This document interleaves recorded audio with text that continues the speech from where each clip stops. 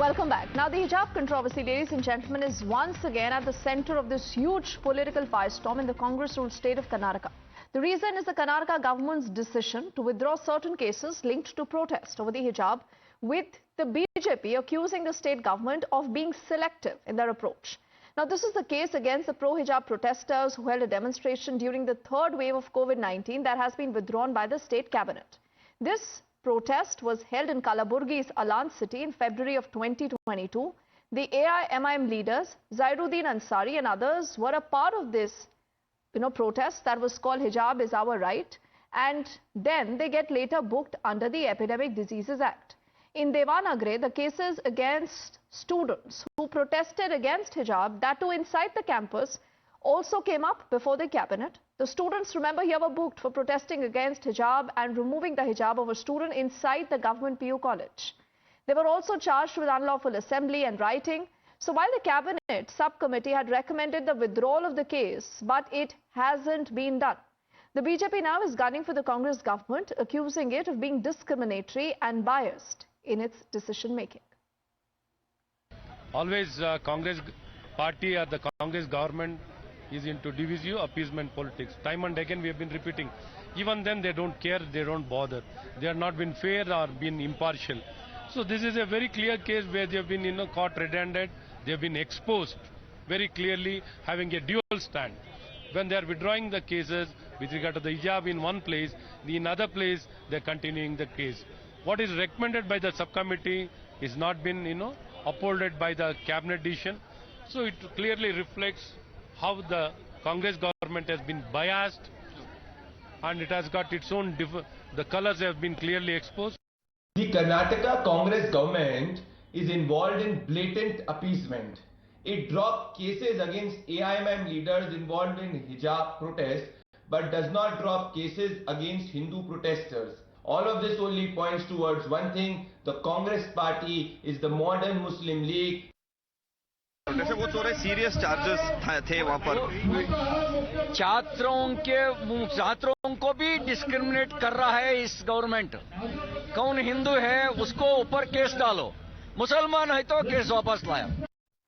Now, the Congress has also responded to all these allegations. They reject that charge and they say that the Kalaburgi case is different from the Devanagari case, which involved serious charges of writing.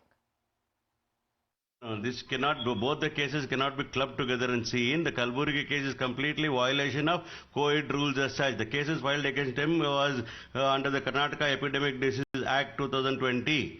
This case is completely different. It is nowhere connected to the matter of hijab or other things. It completely against the violation of co-ed rules as such in the matter of Kalaburgi case. When it come to Davangere matter, it is completely different because there is a person who has gone into the school and educational institution and tried to vandalize the student. It is not correct at all.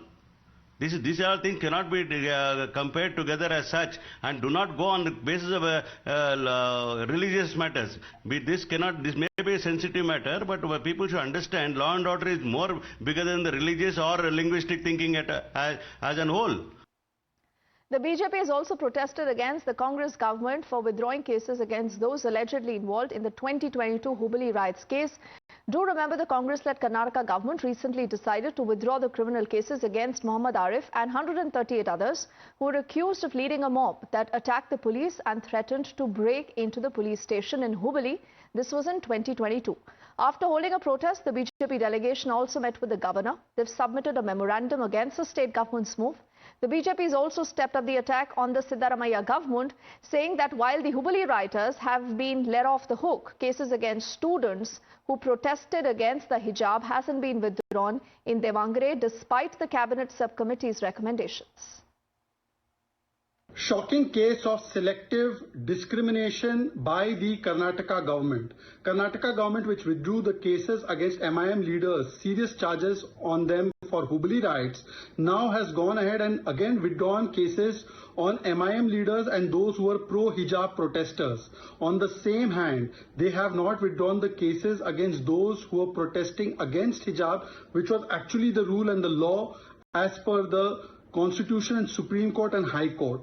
Those who were with the law, their cases continue because they happen to be Hindu students, and those who are against the law, those who are protesting for hijab, which was not the rule and law, their cases have been withdrawn. Let's also get in our colleague Deepak, who's been getting us a lot of those voices. Deepak, what is at the crux of this? You know, both the BJP and the Congress right now are trading charges. But what do we know about the merits of the case? And the government there, remember, has been questioned multiple times by a lot of people about why is it handing off a clean chit to those who were involved in rioting?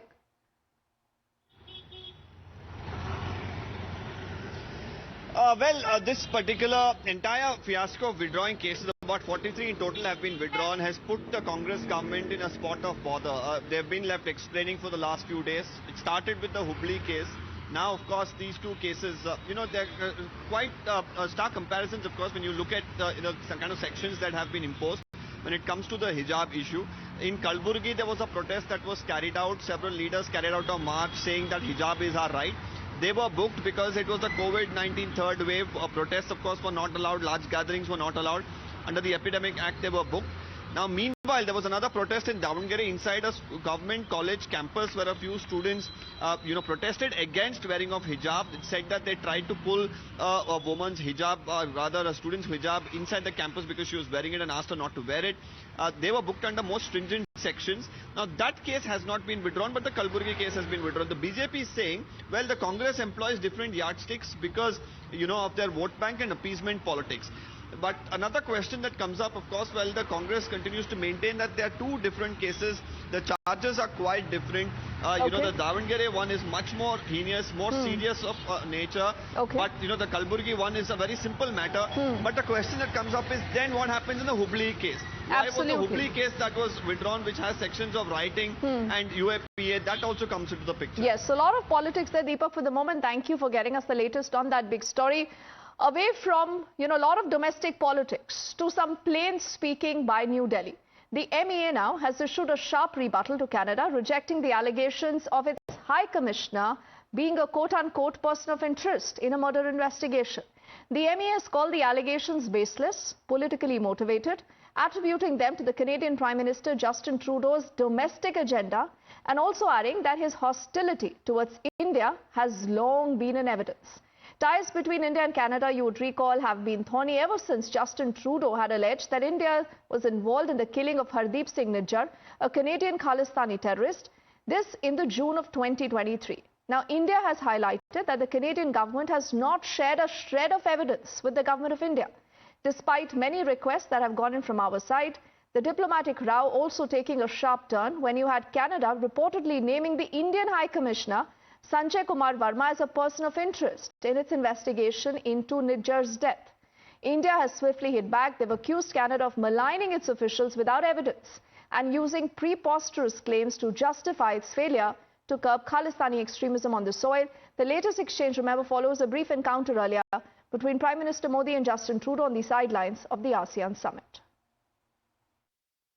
Canadian government and Prime Minister Trudeau are in the habit of throwing these wild allegations and insinuations against India. We have seen that in the wake of a murder of one of the terrorists, Nijjar, the Canadian government accused India without providing any shred of evidence. They had also at the time accused an Indian diplomat, which resulted in India taking counteraction and reducing the number of their excessive staff.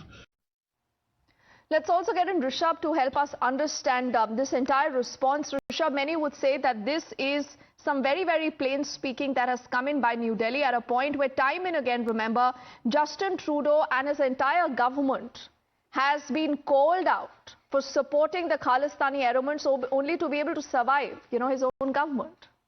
Well, definitely. In past 1 year, we have seen the Canadian government and Canadian ministers throwing allegations at India. But this statement that has come in from the External Affairs Minister is rather a strong statement that has come in where India has very categorically said that whatever the Canadian government has been saying is politically motivated, and to say that Sanjay Kumar Verma, the Indian High Commissioner to Canada, is person of interest in an ongoing investigation, they fail to understand that Sanjay Kumar Verma, who is right now the senior most serving diplomat of India, who has served as ambassador to Italy, Turkey, as well as a country like China, such allegations and charges against him is something which is baseless. And till now, in last 1 year, 18th of September last year was when the first time Justin Trudeau made those allegations against India. In more than 1 year, Canada has failed to honor the request of Indian government of providing the evidence. There is not an iota of evidence which has been